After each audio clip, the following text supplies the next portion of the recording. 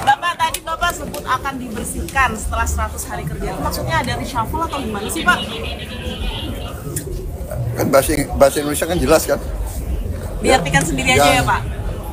Jadi begini, kita ingin rakyat menuntut pemerintah yang bersih, yang benar, yang bekerja dengan benar. Jadi saya ingin tegakkan itu, ya. Jadi kepentingan hanya untuk bangsa rakyat, tidak ada kepentingan lain.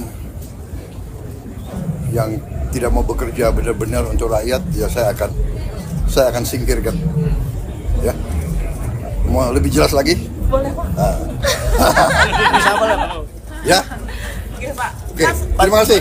Ya, selamat NU 102 tahun. NU kekuatan besar bagi bangsa Indonesia. Terima kasih. Terima kasih Bapak.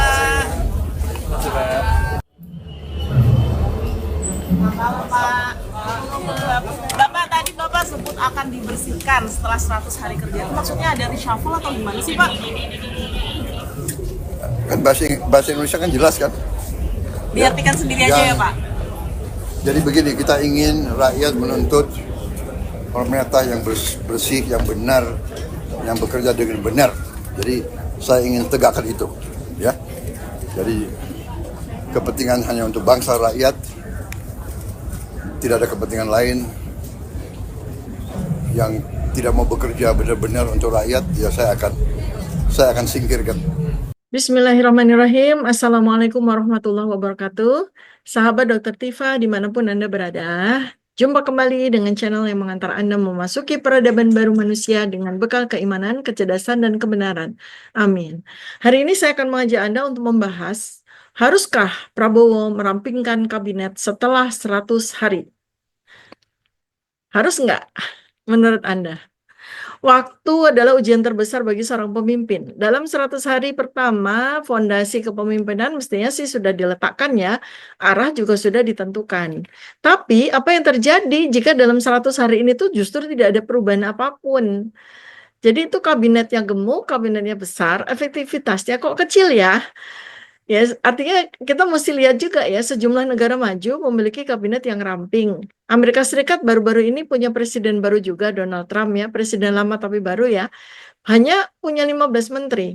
Tapi itu mereka tuh cakap, kredibel, jam terbang tinggi, dan sat-sat sekali, dan udah begitu banyak hal-hal yang dilakukan oleh Presiden Donald Trump dengan para menterinya yang cuma 15 menteri itu ya. Tapi mengapa Indonesia justru sebaliknya ya? Kayak orang yang gemuk gitu loh, lamban, tambun gitu kan ya. Kan seperti itu tuh yang terjadi dalam 100 hari ya. Apakah ini sebenarnya bentuk pragmatisme politik atau sekedar bagi-bagi kekuasaan sih kabinet ini? Pelajaran dari sejarah ya, pemimpin besar dunia itu kan sebenarnya selama itu dikenal karena keberanian mengambil keputusan sulit. Presiden Prabowo sebenarnya tuh dengan semua power yang dimiliki oleh beliau saat ini, mengapa belum bertindak? Mengapa gitu loh, belum bertindak? Masih stuck di kompromi dengan kroni-kroninya, dengan orang-orang, dengan pihak-pihak yang mendukungnya. Seorang pemimpin tidak dinilai dari berapa banyak orang di sekelilingnya toh. Artinya tidak terus pemimpin hebat itu kalau semakin banyak orang di sekelilingnya.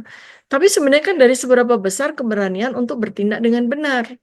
Jadi kesimpulannya nih, haruskah Presiden Prabowo kita dorong sama-sama, kalau beliau memang tidak punya keberanian untuk bersikap, kita dorong sama-sama Presiden Prabowo untuk merampingkan kabinet. Idealnya ya iya ya. Jadi Presiden, rakyat tuh udah mengatakan, termasuk saya di video ini juga udah mengatakan, Pak Prabowo tolong dong rampingkan kabinet sekarang juga gitu setelah 100 hari. Karena merampingkan kabinet akan membuat pemerintah lebih efektif, efisien, dan menunjukkan kepemimpinan yang lebih kuat. Namun realitanya, hal ini sulit dilakukan dalam waktu dekat tanpa risiko politik yang besar. Strategi terbaik bagi Prabowo sebenarnya tuh melakukan reshuffle dulu deh. Reshuffle itu artinya kan penggantian ya. Kabinetnya tetap gemuk, tapi ada menteri-menteri yang 100 hari ini udah teruji tidak kredibel gitu ya. Tidak lolos ulangan pertama gitu. Itu yang mereka di reshuffle. Jadi diganti menteri-menteri yang kinerjanya buruk. Jika setelah 1 atau 2 tahun koalisi sudah lebih stabil, dan tidak terlalu bergantung pada jatah menteri, barulah perampingan kabinet bisa dilakukan secara bertahap. Itu yang terbaik ya. Presiden Prabowo ini harus diyakinkan bahwa beliau itu punya legitimasi yang kuat dan power yang kuat, sehingga beliau tidak perlu melakukan banyak akomodasi terhadap kepentingan-kepentingan politik lain dalam waktu yang lama. Makanya, kan menjadi tanda tanya mengapa beliau ini terkesan tidak berani. Kan gitu ya.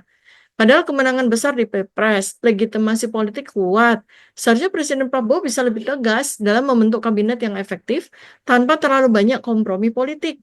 Namun, ada beberapa alasan ya, ternyata setelah saya analisis, mengapa beliau ini terkesan masih berhati-hati dalam mengambil keputusan besar, seperti perampingan kabinet atau reshuffle drastis. Pertama, saya menganalisis ya, stabilitas politik masih jadi pertimbangan utama. Artinya beliau belum pede, belum merasa yakin bahwa politik saat ini sudah stabil, belum.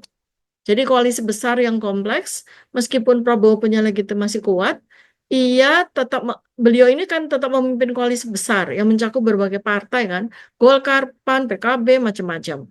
Nah, jika beliau mengambil langkah ekstrim seperti memangkas jatah partai-partai ini pada waktu yang sekarang, walaupun setelah 100 hari, beliau itu masih merasa masih ada resiko adanya gangguan stabilitas politik gitu. Makanya beliau masih belum terkesan tidak berani untuk mengambil sebuah langkah yang drastis. Kemudian juga beliau ini sepertinya menghindari konflik internal.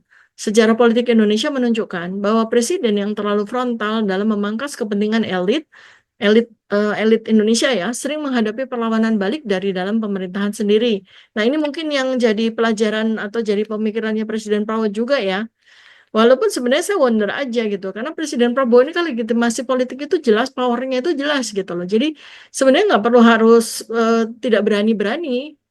Yang kedua, nah secara fakta kita lihat dalam 100 hari memang sih Presiden Prabowo itu terkesan belum memiliki pasukan birokrasi yang solid, bukan sulit, solid ya.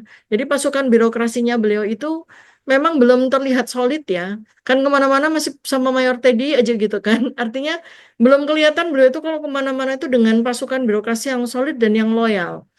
Ya Bahlil aja cium tangannya bukan sama presiden tapi sama wapres kan gitu ya. Di depan mata semua orang lagi kan.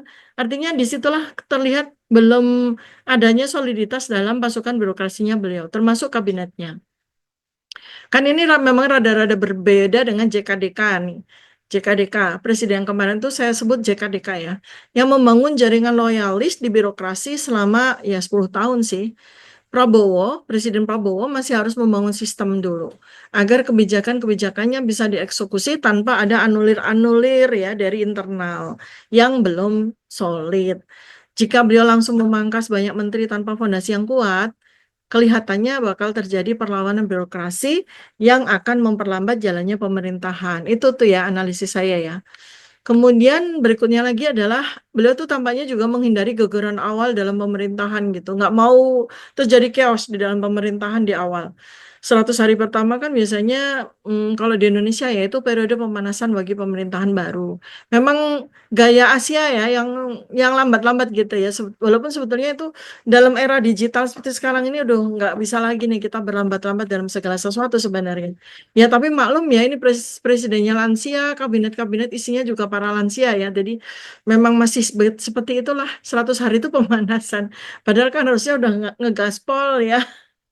Tapi masih pemanasan. Oke lah, para lansia memang nggak bisa kita tuntut untuk bergerak dengan satset dan cepat. Walaupun sebenarnya reshuffle dan perampingan kabinet kita semua para rakyat ini udah sangat gemes ya. Sangat gemes banget harus dilakukan gitu. Cuma kayaknya beliau memang pertimbangannya itu nggak mau cepet-cepet. Nah, karena gini juga, mungkin ada masukan juga dari circle-nya beliau ya, bahwa kalau reshuffle atau perampingan kabinet itu dilakukan terlalu cepat, kelihatannya tuh menimbulkan kesan bahwa Pak Prabowo ini tidak memiliki strategi jangka panjang. Walaupun sih sebenarnya kalau saya sih bisa patah argumentasi tersebut. Nah, sambil mengelus dada karena merasa sat-sat di pemerintahan ini nggak ada, ya udah saya mencoba untuk mengkompromikan pikiran saya yang seringkali memang terlalu cepat ya. Jadi mungkin Presiden Prabowo ini sedang menunggu momentum yang lebih tepat untuk bertindak. Mungkin nggak tahu nih setelah 6 bulan atau 1 tahun, ketika evaluasi kinerja para menteri lebih jelas dan posisi politik beliau ini juga udah lebih stabil. Mungkin ya. Kemudian ada kemungkinan juga nih faktor manuver cerdas ala Prabowo. Ya, Presiden Prabowo ini kan dikenal sebagai figur yang sangat cerdas dan sangat strategis dan memang cenderung memilih pendekatan yang tidak terlalu terburu-buru. Jadi alih-alih langsung memangkas kabinet atau melakukan reshuffle besar, beliau ini mungkin sedang mengukur keseimbangan kekuatan politik sebelum mengambil langkah tegas. Ya, ya kita menunggu deh. Seharusnya kalau ini adalah Jenderal Prabowo Subianto yang dulu yang kita kenal, yang cerdas, yang strategis gitu ya. Harapan saya sih beliau masih ya. Nah, sekarang kapan misalnya kiranya Presiden Prabowo berani melakukan reshuffle, lalu siapa yang akan didepak? Siapa yang akan didepak? Karena ini bau-bau reshuffle udah kenceng ya. Mungkin suasana rapat kabinet sekarang-sekarang ini akan bakal terlihat tuh beberapa menteri tampak gelisah, mungkin udah semi-semi dicuekin kali gitu ya. Terus kemudian kayak celingak-celinguk juga, siapa ya yang akan pergi, gue apa dia ya gitu. Mungkin seperti itu ya kalau lagi di suasana rapat kabinet ya. Ya, di dalam politik, kesetiaan itu diuji bukan saat naik ke tampuk kekuasaan kan, tetapi ketika keputusan sulit harus diambil kan. Nah, sekarang ini sebenarnya ujian tuh reshuffle itu ya. Apakah Pak Presiden Prabowo ini siap membuat langkah besar? Karena jelas ya, jelas kita semua juga tahu, kita semua juga cerdas bahwa reshuffle saat ini tuh sangat dibutuhkan. Karena nyata-nyata dalam 100 hari ini, beberapa menteri ini sudah secara kasat mata kelihatan oleh mata kita semua rakyat, itu berkinerjanya buruk sekali, attitude buruk, dan nggak menghasilkan apapun. Jadi untuk apa mereka masih dipertahankan? Jadi kalau Presiden Prabowo ingin menciptakan sebuah perubahan nyata, maka beliau ini kita minta untuk melakukan langkah pertama, yaitu menyingkirkan mereka-mereka yang tidak efektif. Sekarang beberapa lembaga sudah melakukan survei ya, untuk melakukan analisis siapa-siapa sih yang layak diganti gitu. Jadi analisisnya mereka melakukan lembaga-lembaga ini melakukan analisis berdasarkan kinerja dan dinamika politik. Apakah ada sosok yang menjadi beban bagi pemerintahan, kemudian yang menimbulkan kredibilitas Presiden Prabowo turun, gitu. Yang akhirnya ini kan menjadi dilema politik Presiden Prabowo kalau tidak dilakukan sesegera mungkin ya. Memang dilemanya gini, kalau beliau bertindak tegas, bisa jadi ada perlawanan dari partai politik yang orangnya itu dirasafal gitu. Tetapi jika tidak bertindak dengan menteri-menteri itu kinerjanya buruk itu tetap dipertahankan, kredibilitas beliau itu bisa jatuh. Kan gitu kan. Nah, artinya di sini ada ujian. Seorang pemimpin sejati harus berani memotong ranting yang lemah agar pohon tetap tumbuh kuat. Pertanyaannya, apakah Presiden Prabowo memiliki keberanian itu? Presiden Prabowo memang sudah menyatakan niatnya untuk merubah kabinet, udah bilang kan, udah pidato, menteri-menteri yang konyol dan segala macam jelas akan direshuffle gitu kan. Dan beliau juga secara bahasanya udah jelas gitu menegaskan bahwa menteri yang tidak bekerja untuk kepentingan rakyat akan disingkirkan.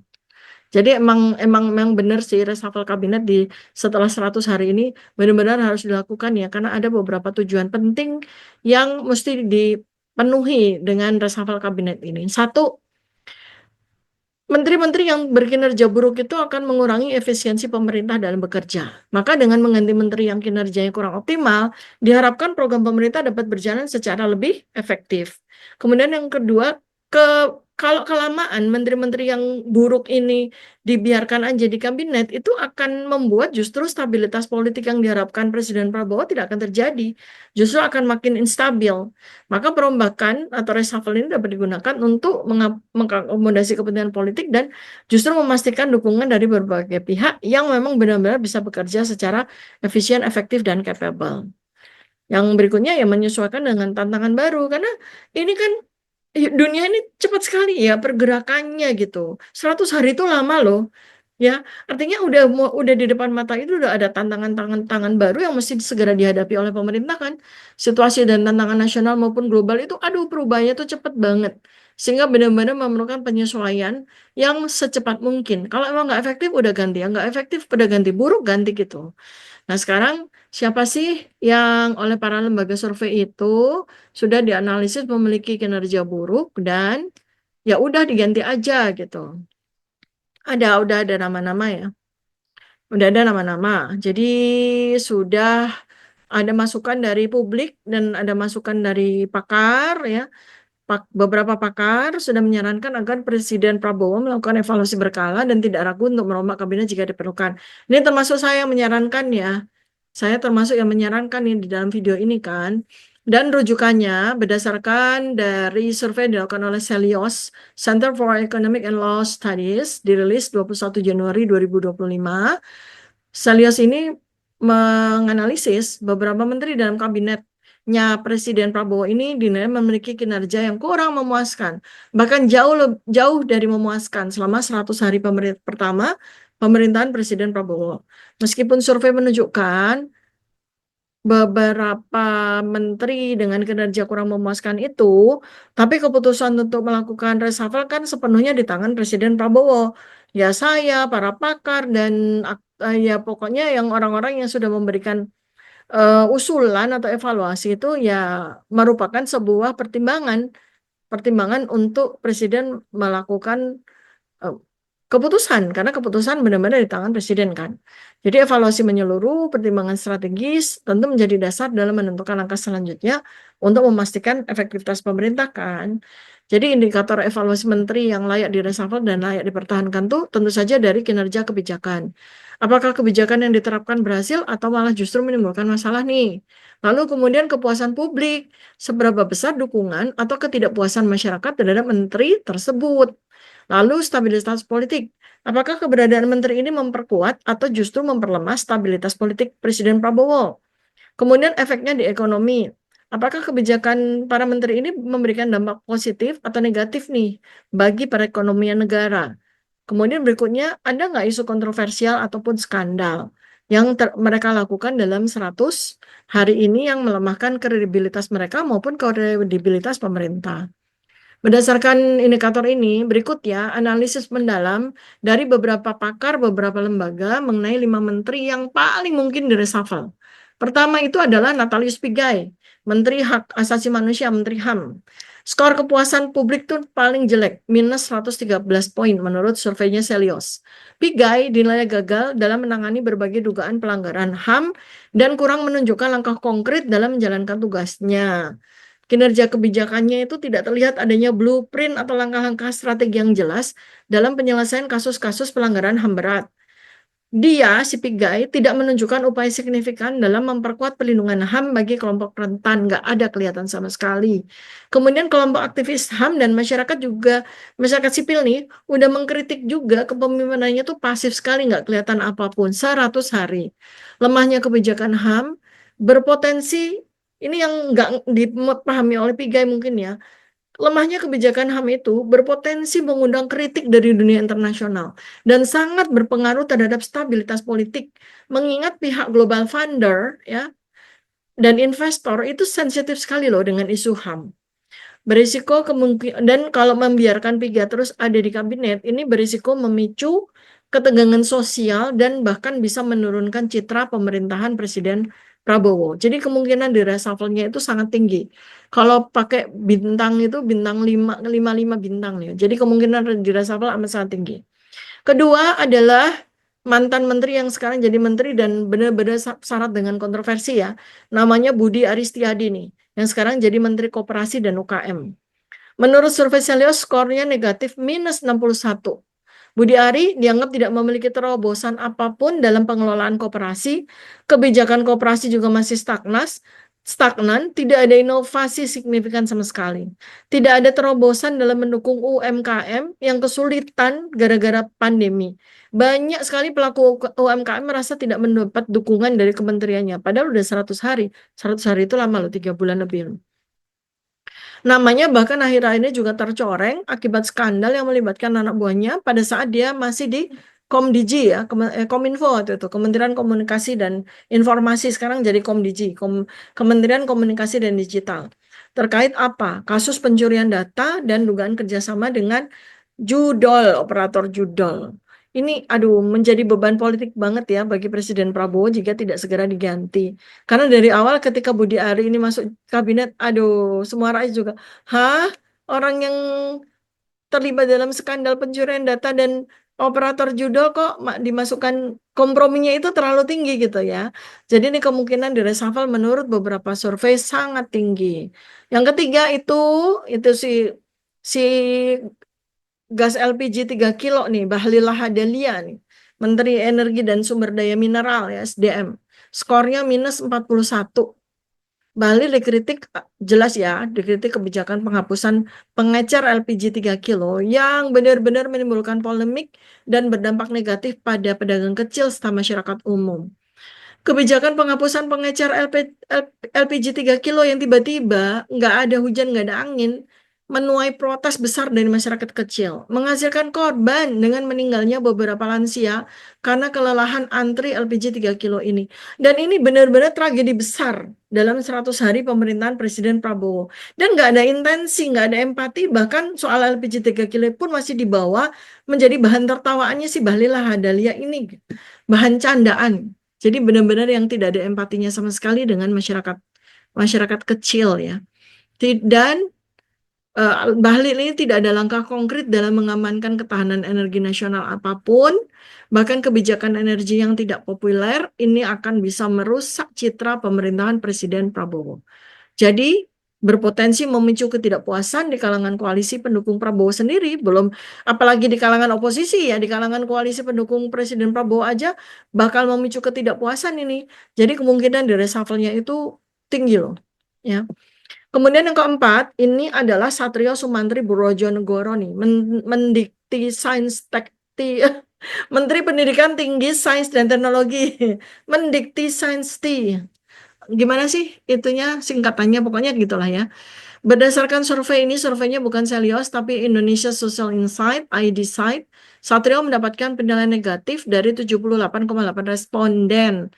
Ia disorot ya karena aksi demonstran ASN Kementerian Pendidikan Tinggi. Ini karyawannya sendiri itu dalam beberapa hari saja sudah sampai berani melakukan demo, yang menuduhnya sebagai pemimpin arogan dan semena-mena dalam pemecatan bawahan, serta tuntutan pencarian tunjangan kinerja yang tertahan. Menteri ini nih, Menteri Satrio ini dalam 100 hari, yang secara personalitinya itu memang arogan ya, kelihatan angkuh, sangat berlawanan sekali dengan personality Pak Bosnya, tuan besarnya nih, Presiden Prabowo, yang humble dan friendly dengan siapapun kan ya. Akibat sikapnya terjadi demonstrasi ASN kementeriannya menunjukkan adanya ketidakpuasan internal, dan ini tuh benar-benar pertama kali loh dalam sejarah Indonesia, baru menjabat beberapa hari menteri di demo karyawannya sendiri di kantornya sendiri. Dan ketidakpuasan di internal kementerian ini jelas bisa mengganggu stabilitas dan kredibilitas dari pemerintahan Presiden Prabowo secara keseluruhan. Juga, aksi demonstrasi ASN di lingkungannya sendiri kepada menterinya sendiri bisa menjadi presiden buruk bagi pemerintahan Presiden Prabowo. Karena bisa jadi akan diikuti dengan keberanian ASN di kementerian-kementerian yang lain. Bila menterinya punya sikap sama dengan Satrio Sumantri ini. Jadi kemungkinan reshuffle-nya itu kelihatannya tuh tinggi ya. Kemudian yang kelima, Menteri Perdagangan. Karena apa? Masalah harga bahan pokok yang tidak stabil. Tidak ada keterobosan signifikan selama 100 hari dalam perdagangan lokal maupun internasional. Belum ada data spesifik, tetapi sudah ada banyak sekali keluhan dari masyarakat mengenai kenaikan harga pangan. Kenaikan harga pangan luar biasa mengagetkan loh. Saya sebagai emak-emak ya, pantau sendiri nih dari aplikasi belanja online betapa harga-harga membumbung tinggi tanpa kendali. Dan ini jelas merupakan tanggung jawab dari Menteri Perdagangan. Masalah harga pangan ini bisa menjadi isu besar yang merugikan citra Presiden Prabowo karena kebijakan perdagangan yang tidak efektif, sehingga alasan untuk reshuffle ini juga tinggi.